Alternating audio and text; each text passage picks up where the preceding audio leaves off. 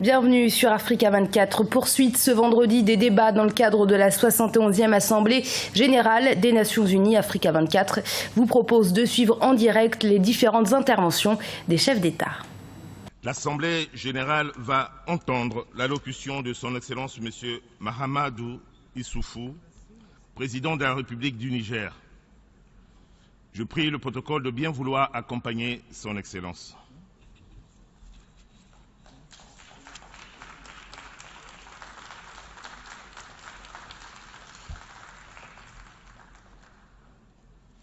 Au nom de l'Assemblée générale, j'ai l'honneur de souhaiter la bienvenue à l'Organisation des Nations Unies, à son Excellence M. Mahamadou Issoufou, président de la République du Niger. Je l'invite à présent à prendre la parole devant l'Assemblée. Monsieur le Président.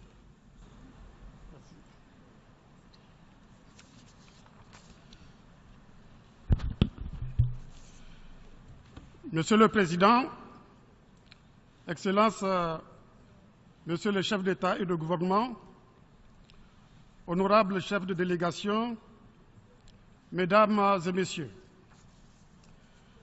cela fait maintenant 71 ans que notre organisation, l'ONU, a été créée dans le but d'assurer la paix, la sécurité, la coopération, le développement économique et le respect des droits de l'homme à travers le monde.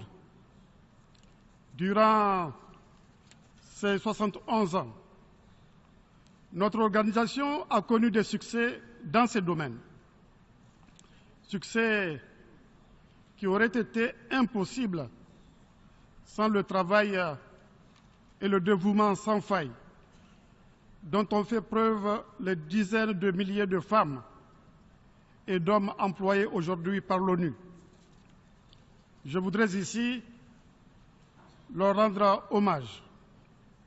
Je voudrais aussi rendre hommage au secrétaire général Ban Ki-moon, qui a su diriger notre organisation avec courage et sagesse tout au long des 10 dernières années. Permettez-moi de le féliciter pour le travail accompli, notamment à l'occasion de la conférence de Paris sur le climat, où son engagement a été déterminant dans l'obtention d'un accord et aussi pour son rôle dans l'adoption en 2015 des objectifs de développement durable pour 2030. Je voudrais enfin lui témoigner à nouveau toute notre reconnaissance pour son engagement envers l'Afrique et le Niger en particulier, où nous avons toujours pu compter sur son soutien tout au long des crises multiformes qu'a connues notre pays ces dernières années. Monsieur le Président, le 27 septembre 2015, nous avons adopté le programme de développement durable pour l'horizon 2030, dont l'ambition est d'éradiquer la pauvreté à cette échéance et de ne laisser personne à la traîne dans le processus. Au cœur de ce programme, nous nous sommes particulièrement engagés à placer l'homme au centre du développement et à respecter les exigences et les limites de notre planète Terre dans nos modes de production et de consommation. L'adoption, 2 mois plus tard, de l'accord de Paris sur le climat est venue compléter cet important programme à travers un paquet d'actions visant notamment, d'une part, à limiter l'élévation de la température moyenne du globe à moins de 2 degrés Celsius, voire 1,5 degré Celsius grâce aux mesures courageuses d'atténuation des causes du réchauffement climatique, et d'autre part, à prendre des mesures de résilience face au changement climatique. Dès lors, le thème sous lequel vous avez bien voulu placer notre présente session, à savoir les objectifs de développement durable, une impulsion nouvelle pour transformer notre monde, et on ne peut plus en phase avec la vision et la vocation transformatrice de ce programme. Monsieur le Président, rappelons que l'évaluation à fin 2015 des objectifs du millénaire pour le développement montre que même s'ils n'ont pas été atteints, des progrès remarquables ont été enregistrés. C'est ainsi qu'en matière de lutte contre la pauvreté, on note que l'objectif de réduction de moitié du nombre de personnes vivant dans l'extrême pauvreté a été atteint dès 2010. De même, en matière d'éducation, le nombre d'enfants en âge d'aller à l'école et non scolarisés a été réduit de moitié, et en matière de santé, la mortalité infantile et maternelle a elle aussi été réduite de moitié. Ces résultats positifs cachent malheureusement d'énormes disparités et inégalités. En effet, ces résultats ont été fortement influencés par les progrès enregistrés en Asie et en Amérique latine, grâce à un taux de croissance élevé et soutenu sur la période. Les pays africains, en particulier ceux situés au sud du Sahara, ont enregistré peu de progrès et font encore face à des menaces importantes en matière de développement et de lutte contre la pauvreté. Monsieur le Président, les résultats obtenus dans la réalisation des OMD constituent le point de départ à partir duquel nous commençons notre marche en vue de la réalisation des objectifs de développement durable à l'horizon 2030. Notre capacité à réaliser nos objectifs à cette échéance dépendra aussi de notre capacité à faire évoluer les conditions politiques et économiques au niveau de chaque pays et au niveau mondial. Elle dépendra également de notre capacité à honorer les engagements que nous avons pris à la conférence de Paris sur le changement climatique. S'agissant des conditions politiques et économiques, la situation actuelle n'incite pas à l'optimisme. Il est donc indispensable de concevoir et d'asseoir une autre gouvernance politique et économique mondiale. Sur le plan économique, il est évident que le fonctionnement de l'économie mondiale doit être profondément réexaminé. Ainsi, il est nécessaire de trouver un meilleur équilibre entre le capital financier spéculatif et le capital industriel par une orientation plus massive des capitaux vers l'économie réelle. Cette nouvelle orientation peut permettre aux pays en voie de développement de recevoir davantage de capitaux, de réaliser davantage d'investissements et par conséquent de soutenir une croissance économique plus forte qui, à son tour, contribuera à la croissance et à la stabilité de l'économie mondiale. Les mesures internationales d'appui à la promotion des investissements directs étrangers dans les pays les moins avancés constituent un sujet important dont il conviendrait d'accélérer la mise en place. Elles sont d'une importance cruciale dans le cadre du soutien dont ce groupe de pays a besoin pour travailler avec plus de succès au développement économique et social.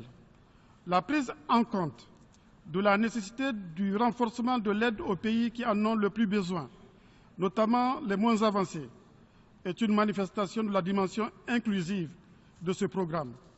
Nous saluons en particulier la volonté d'accélération de la mise en œuvre du programme d'action d'Istanbul, réaffirmée dans la déclaration issue de sa conférence d'examen à mi-parcours tenue en mai dernier à Antalya, en Turquie.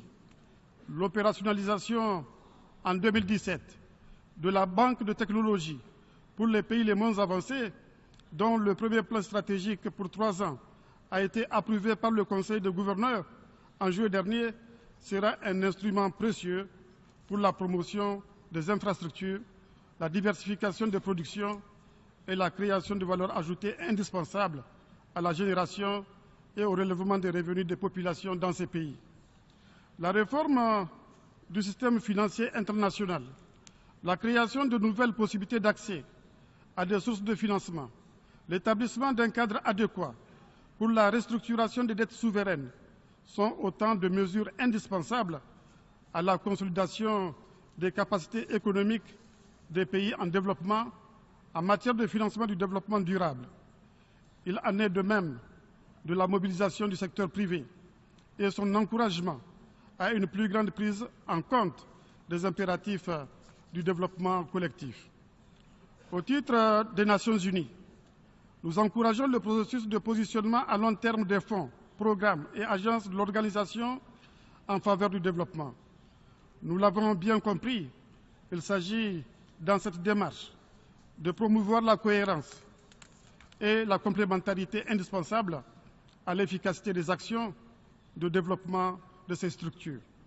Les programmes qui sont au centre des objectifs du développement durable doivent permettre effectivement à l'Afrique de s'insérer davantage dans le commerce mondial. Mais cette insertion ne sera profitable au continent que s'il est mis fin à l'échange inégal.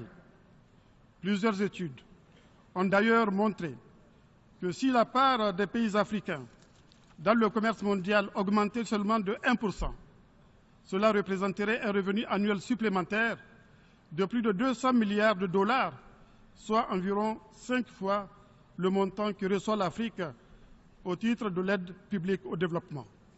C'est dire que l'Afrique recevra encore plus de ressources s'il était mis fin à l'échange inégal. L'Afrique se doit aussi, grâce à une volonté politique affirmée, de développer le commerce intra-africain, qui est estimé à seulement 10% de ces échanges, afin d'atteindre un niveau conséquent qui conforterait davantage sa place dans le commerce mondial. L'atteinte des objectifs de développement durable ne saurait se réaliser sans une grande synergie dans l'action, une solidarité agissante et surtout le respect de tous les engagements pris au titre des moyens de mise en œuvre du partenariat mondial pour le développement. Monsieur le Président, sur le plan politique, il faut une réforme profonde de l'Organisation des Nations Unies. La gouvernance des Nations Unies, incarnée par le Conseil de sécurité, nécessite une révision qui a trop tardé, qui aurait ajouté à son efficacité et à sa légitimité dans le traitement des questions essentielles de paix et de sécurité internationale. Cette révision devra rectifier aussi bien l'anachronisme caractérisé et illustré par l'actuel système de représentation géographique au sein de cette institution que ses méthodes et modes de prise de décision dont les conséquences, souvent désastreuses, produisent des effets contraires aux solutions recherchées. Sur les modalités de prise de décision du Conseil, il est indispensable que les pays les plus concernés, notamment les pays voisins des pays en conflit, soient associés et écoutés dans la résolution des dits conflits. Ces pays voisins, qui partagent souvent les mêmes communautés de part et d'autre de leurs frontières, sont les premiers à en souffrir des effets. Le Conseil de sécurité doit nécessairement prendre en compte les préoccupations exprimées par ces pays afin d'éviter une situation du genre de celle qui prévaut actuellement en Libye. Le domaine des opérations de maintien de la paix revêt un intérêt tout particulier pour le Niger, qui est engagé dans un combat sans merci contre le terrorisme et la protection de son territoire.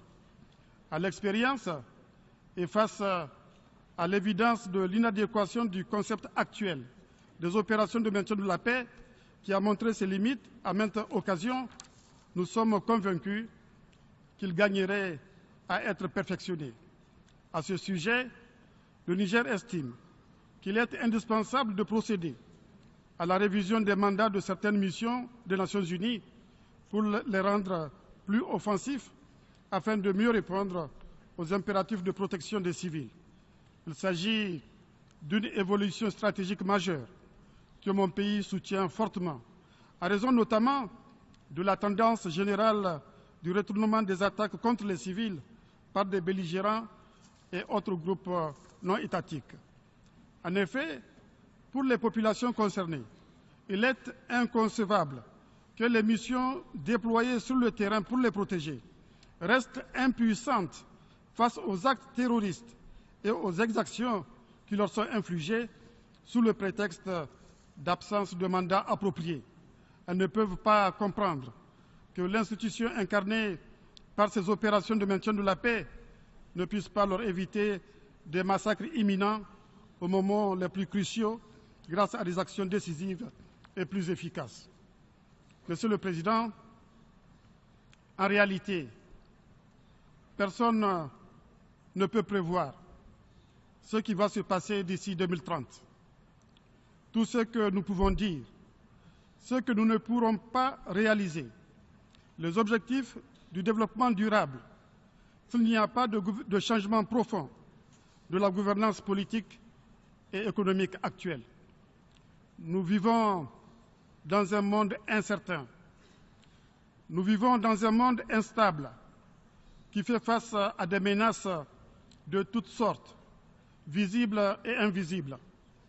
La mise en œuvre des ODD dans un monde instable et chaotique sera donc un processus non linéaire, un processus instable et chaotique. C'est dire que dans un tel processus, de petites causes peuvent produire de grands effets. Il nous revient ici en mémoire la fameuse métaphore de l'effet papillon. Le battement d'ailes d'un papillon au Brésil peut provoquer une tempête au Texas. L'effet papillon, c'est la goutte d'eau qui fait déborder le vase. Les signes de tension que nous voyons ça et là dans le monde sont tels qu'une petite étincelle peut provoquer un vaste incendie. Ces signes de tension sont pour le moment masqués par la lutte contre le terrorisme, mais les rivalités et autres compétitions des puissants de ce monde peuvent nous mener à l'irréparable. Monsieur le Président, les petits pays font souvent les frais des rivalités des grandes puissances. Il arrive ainsi qu'ils subissent les conséquences de certaines de leurs erreurs d'appréciation. Le chaos dans lequel se trouve actuellement la Libye et ses conséquences sur les pays voisins en témoignent. Ces conséquences et la présence d'organisations terroristes dans le nord du Mali ainsi que dans le bassin du lac Tchad où sévit Boko Haram, si elles doivent perdurer, compromettront irrémédiablement les capacités de ces pays à réaliser les objectifs du développement durable à l'échéance 2030. Au Niger, où la secte Boko Haram mène des incursions régulières, nous comptons plus de 167 000 déplacés internes et une centaine de milliers de réfugiés exposés à des risques de famine et d'épidémie, ainsi que plus de 18 000 enfants privés d'école. Il est donc urgent de stabiliser la situation en Libye. Il est urgent de faire sortir ce pays du chaos. Il est urgent de stabiliser le Mali et de neutraliser les terroristes. De même, il est urgent d'appuyer la force mixte multinationale qui opère dans le bassin du lac Tchad contre Boko Haram. Monsieur le Président, les menaces terroristes qui se trouvent à ses portes ont amené mon pays à orienter des ressources importantes dans le secteur de la sécurité. Sans cela, le Niger aurait pu réaliser les OMD et commencer le processus de mise en œuvre des ODD dans les meilleures conditions.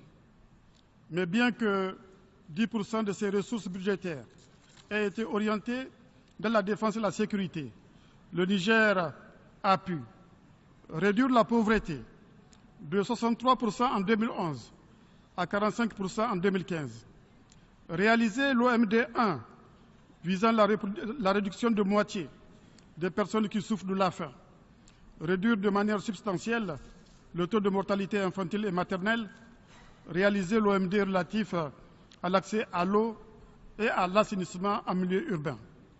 La poursuite de la mise en œuvre du programme de renaissance nous permettra d'améliorer ces résultats et d'avancer dans la mise en œuvre des ODD. Mon ambition est, à l'issue de mon dernier mandat, de laisser aux Nigériens un pays radicalement transformé, un Niger où les institutions démocratiques seront plus fortes. Un Niger où la lutte contre la corruption aura progressé. Un Niger où les inégalités auront reculé et la classe moyenne se sera renforcée. Un Niger uni, en paix et en sécurité. Un Niger où la faim zéro est une réalité. Un Niger bien équipé en infrastructures de toutes sortes. Un Niger qui aura progressé sur la voie de sa transition démographique. Un Niger où l'école sera gratuite et obligatoire jusqu'à l'âge de 16 ans. Un Niger où 40% de nos enfants fréquenteront les centres de formation professionnelle et technique et en sortiront avec un métier. Un Niger où les universités formeront les cadres parmi les plus compétents de la sous-région. Un Niger où l'accès aux soins de santé, à l'eau potable et à l'assainissement sera garanti. Un Niger où les emplois, notamment pour les jeunes, seront abondants. Enfin, un Niger résolument engagé dans la réalisation de l'unité du continent. Bref, un Niger résolument engagé dans la réalisation des objectifs du développement durable. Je vous remercie, mesdames et messieurs.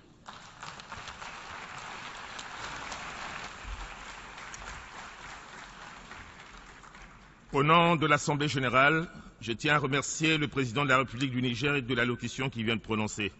Je demande aux représentants de bien vouloir rester assis pendant que le vice-secrétaire général, la secrétaire générale adjointe et moi prenons congé du président.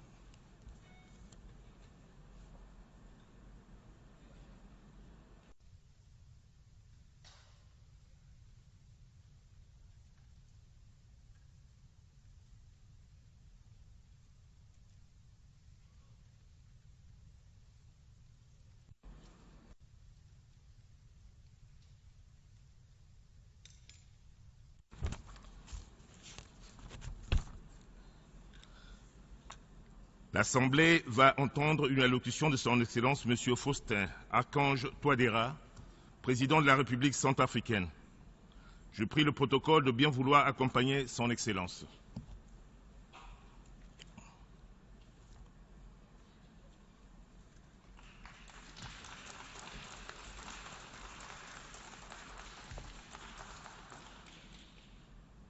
Au nom de l'Assemblée générale, j'ai l'honneur de souhaiter la bienvenue à l'Organisation des Nations Unies, à son Excellence M. Faustin Archange Touadéra, président de la République centrafricaine. Je l'invite à présent à prendre la parole devant l'Assemblée.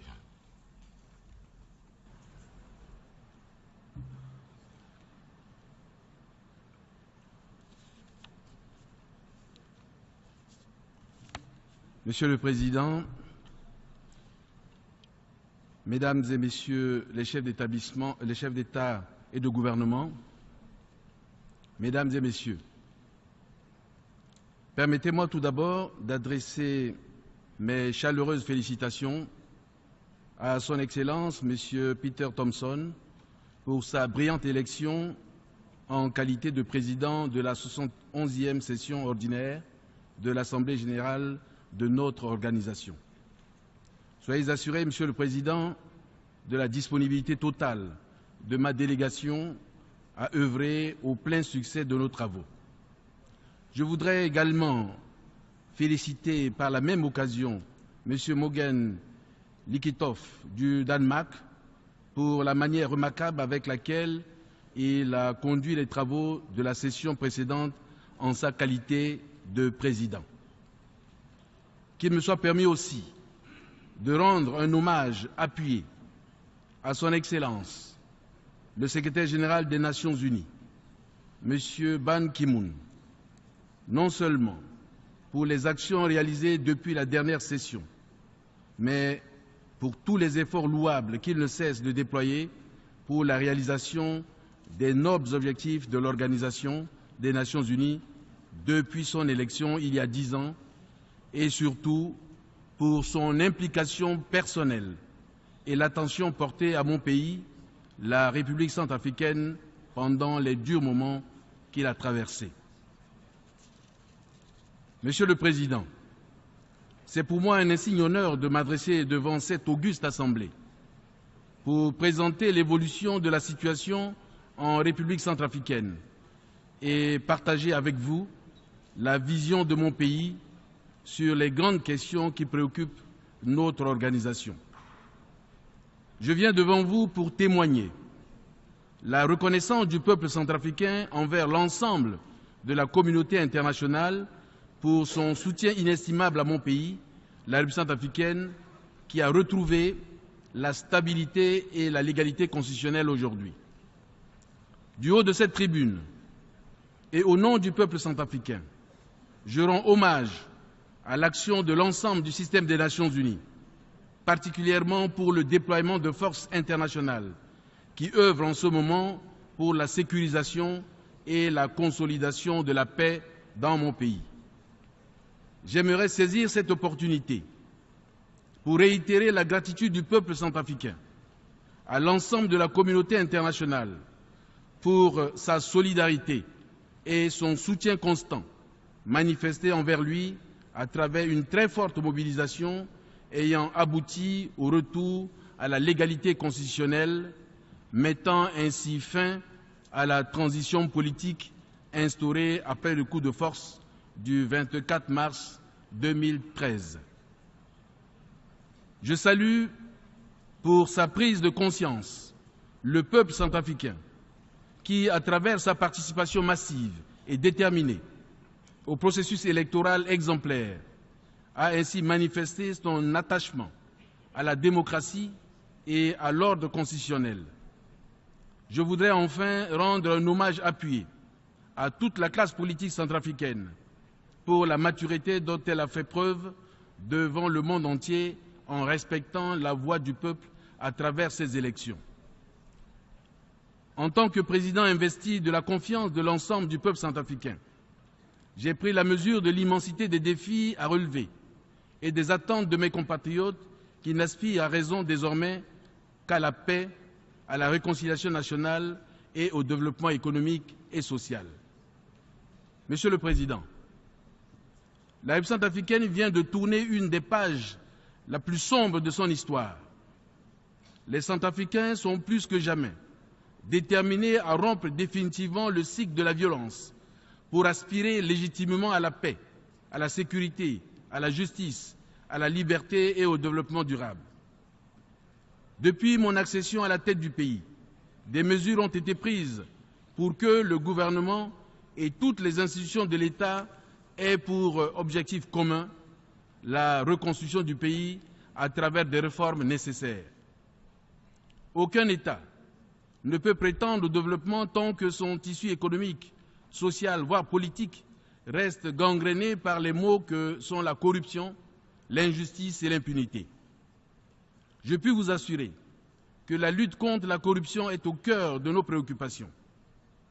Ainsi, le gouvernement que j'ai la lourde responsabilité de diriger ne ménagera aucun effort pour mettre en place un mécanisme de lutte implacable contre la corruption et la délinquance financière. Monsieur le Président, la République centrafricaine, certes, vient de renouer avec le processus démocratique, mais la situation reste encore fragile. Beaucoup reste à faire. C'est pourquoi, sitôt investi président de la République, j'ai fait part de mon ambition de rassembler tous les Centrafricains autour d'un projet de reconstruction de l'État afin que les Centrafricains deviennent maîtres de leur destin et du développement de leur pays. Je me suis engagé à construire une œuvre de transformation politique, économique, sociale et culturelle qui va permettre de conjurer les périls que sont l'insécurité, la désagrégation des institutions politiques publiques, la corruption, la dégradation des conditions de vie et la perte des repères moraux qui minent notre société. Aussi, les priorités de mon gouvernement que j'ai fixées concernent les 4 grands piliers, à savoir la paix et la sécurité, la réconciliation nationale, la réforme de l'administration, la relance économique, la justice et les droits de l'homme. En ce qui concerne la paix et la sécurité, l'impératif pour le gouvernement consiste à appliquer très rapidement le programme désarmement, démobilisation, réinsertion et rapatriement pour permettre aux Centrafricaines et Centrafricains de tous les horizons de vivre en paix et en sécurité sur l'ensemble du territoire. De même, la réforme du secteur de sécurité demeure une préoccupation majeure du gouvernement. Une délégation de la République centrafricaine a déjà présenté les stratégies et programmes de la RSS en République centrafricaine, ici au siège des Nations Unies, au mois de juin 2016. Une décision avait été prise en vue de soutenir les efforts de mon pays en reconnaissant des efforts de dialogue que j'ai entrepris dès ma prise de responsabilité en direction des groupes armés. C'est pourquoi je saisis cette opportunité pour plaider en faveur d'une grande mobilisation des partenaires de la République centrafricaine lors de la prochaine conférence de Bruxelles, prévue le 17 novembre 2016, en vue de leur contribution pour le financement de ce volet. Monsieur le Président, s'agissant de la restauration de l'autorité de l'État et du processus de redéploiement de l'administration, le gouvernement a engagé, avec le concours de la communauté internationale, dont les Nations Unies, des actions pour assurer la présence des pouvoirs publics sur l'ensemble du territoire et garantir la paix et sécurité. Aussi, les forces de défense et de sécurité doivent-elles renforcer le contrôle de nos frontières contre les menaces comme la criminalité transfrontalière, la prolifération des armes légères et de petit calibre, le blanchiment d'argent, le trafic de drogue et de stupéfiants, le terrorisme, la LRA en particulier, et la traite des êtres humains. Le gouvernement a pris des mesures d'urgence en vue de la refondation des forces armées centrafricaines qui vont permettre de mettre en place une armée républicaine inclusive. Pour y parvenir, la République centrafricaine, par ma voix, plaide en faveur de la levée totale de l'embargo sur les armes imposées à la République centrafricaine, qui, faut-il le rappeler, même si nécessaire en son temps, ne se justifie plus aujourd'hui en cette nouvelle ère de reconstruction nationale.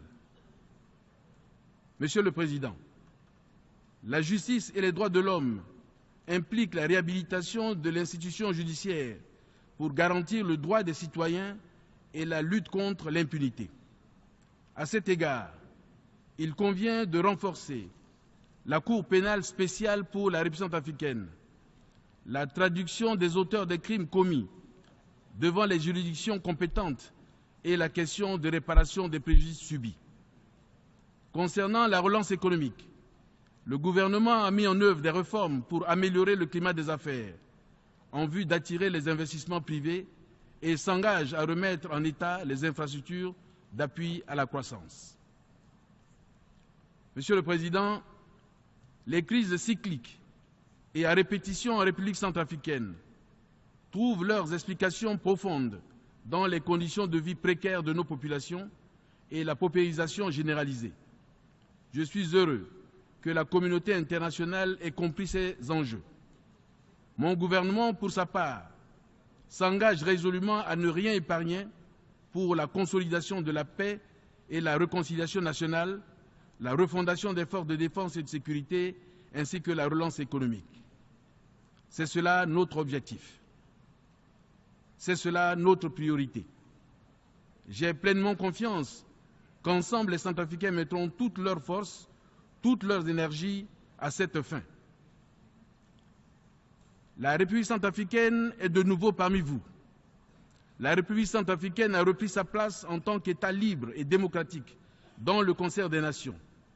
Elle est prête à contribuer à l'édification d'un monde de paix, de tolérance, de liberté, de justice et de démocratie. Monsieur le Président, en dépit de notre détermination à prendre notre destin en main, la République centrafricaine, encore fragile, a absolument besoin de l'accompagnement de tous ses partenaires, tant bilatéraux que multilatéraux. Par ma voix, elle vous réitère son appel pour votre appui. Monsieur le Président, les Nations Unies demeurent la tribune indispensable, par excellence, pour aborder les questions mondiales et de recherche des solutions idoines. En tant que membre, je puis vous assurer de ma détermination inébranlable à défendre les idéaux de notre organisation, fondés sur des valeurs d'égalité, de paix, de sécurité, de justice et de développement auquel aspirent tous les peuples du monde. Je me réjouis de la pertinence du thème du débat général de cette 71e session ordinaire. Les objectifs de développement durable, une impulsion universelle pour transformer notre monde. Une année après l'adoption des nouveaux objectifs de développement durable, ODD. Le choix de ce thème se justifie par le souci de voir se réaliser ces objectifs à l'horizon 2030. Car l'heure est arrivée de renverser la tendance de la pauvreté absolue qui continue malheureusement de persister dans plusieurs régions du monde, notamment en Afrique subsaharienne, de réduire les inégalités entre riches et pauvres et de créer un environnement où il fait bon vivre pour tous les peuples épris de bien-être. Monsieur le Président, il est reconnu que la majorité des pays les moins avancés, PMA, ou les pays post-conflit, dont la République centrafricaine, n'a pas atteint les objectifs du millénaire pour le développement. Et plusieurs raisons le justifient, notamment l'instabilité politique. En effet, en 2011, le gouvernement a élaboré un cadre d'accélération des OMD, ciblant la faim et la sécurité alimentaire. Mais la crise de 2012 a mis un terme aux actions programmées, entraînant le non-aboutissement de celles-ci. Monsieur le Président, la République centrafricaine a officiellement lancé le processus de mise en œuvre des objectifs de développement durable, impliquant toutes les parties prenantes nationales, l'administration publique, la société civile, le secteur privé et international, les partenaires au développement ainsi que les ONG internationales. Ce qui marque clairement la volonté du gouvernement à conduire de manière résolue le processus des ODD et éviter les résultats mitigés connus dans la mise en œuvre des objectifs du millénaire pour le développement pour les mêmes raisons déjà énoncées. Le gouvernement en a tiré les leçons et il s'est engagé à mettre en œuvre les ODD sur de nouvelles bases participatives, partenariales et inclusives de toutes les couches de la société centrafricaine. Aussi a-t-il entrepris dans le cadre de sa politique de reconstruction nationale la préparation du programme de relèvement et de consolidation de la paix en Centrafrique, qui comprend des actions d'assistance humanitaire, de relèvement précoce et de développement. Les 3 axes d'intervention portent sur la paix, la réconciliation et la sécurité, renouvellement du contrat social entre l'État et la population, et relèvement économique et la relance des secteurs productifs. Pour y parvenir, le gouvernement entend développer un partenariat avec les organisations non gouvernementales nationales et internationales, le secteur privé, les partenaires au développement et les organisations à assise communautaire pour créer la synergie nécessaire au processus de sortie de crise. À cet effet, l'étude prospective sur la vision de la RCA à l'horizon 2040 s'inscrira d'une part dans le cadre de la vision africaine 2063 et d'autre part inclura des objectifs spécifiques à atteindre. De même, avec l'appui des partenaires techniques et financiers, il sera mis en place un cadre institutionnel approprié pour la conduite et le suivi et évaluation des ODD, et sous l'égide duquel sera définies les priorités en rapport avec le RPCA, les recommandations de la position africaine commune, ainsi que des conclusions de la réunion régionale consultative sur les ODD tenue en octobre 2013. Monsieur le Président, la question des migrations et des migrants et réfugiés qui touche et concerne tout le monde n'a cessé ces dernières années de s'aggraver au point de constituer une des préoccupations prioritaires de la communauté internationale. Elle est autant réelle qu'elle retient l'attention de tous les pays, quels que soient leurs intérêts pour la gestion des processus migratoires. La réunion de haut niveau qui vient de se tenir a été l'occasion de mettre en lumière, au niveau mondial, les défis pressants que représentent ces mouvements de masse de nos populations afin d'y proposer des pistes de solutions judicieuses dans un cadre de partage international des charges et des responsabilités. Et je me réjouis de l'engagement des États membres à privilégier une solution plus humaine à la dite question.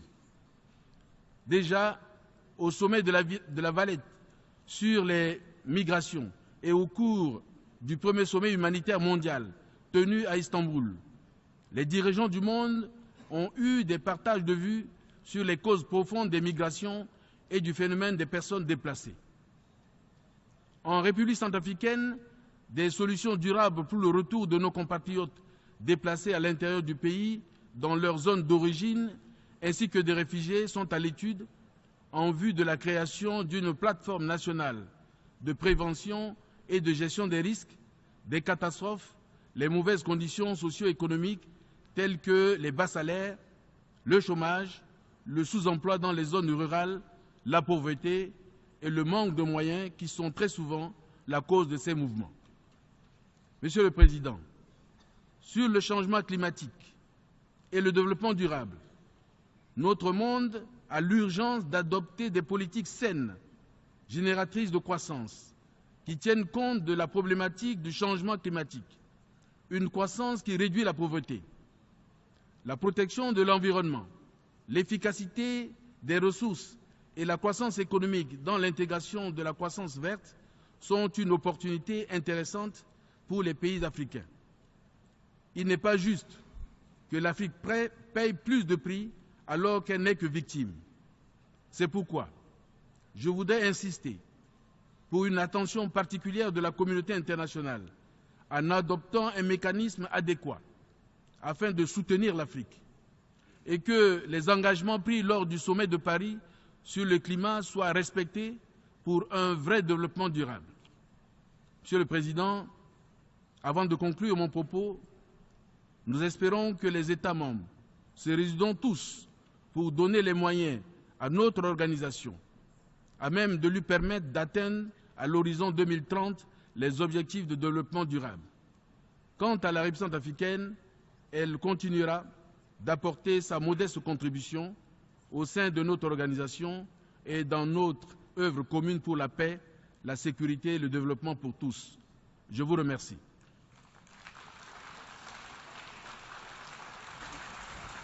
Au nom de l'Assemblée générale, je tiens à remercier le président de la République centrafricaine de la déclaration qu'il vient de prononcer. Je demande aux représentants de bien vouloir rester assis pendant que le vice-secrétaire général et la secrétaire générale adjointe et moi prenons congé du président.